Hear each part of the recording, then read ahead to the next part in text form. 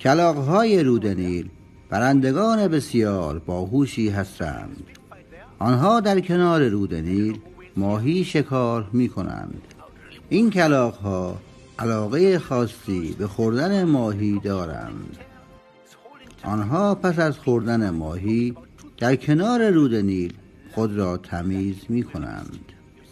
کلاغ‌های رود نیل هر سال مراسم زیبایی دارند.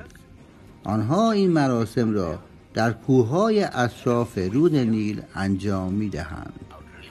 دانشمندان و فیلمبرداران بسیاری سعی کردند از این مراسم فیلم بگیرند، اما هیچ وقت موفق نشدند، تا اینکه گروه فیلمبرداری رود نیل پس از سالها زحمت و تلاش توانستند این مراسم را فیلم برداری کنند.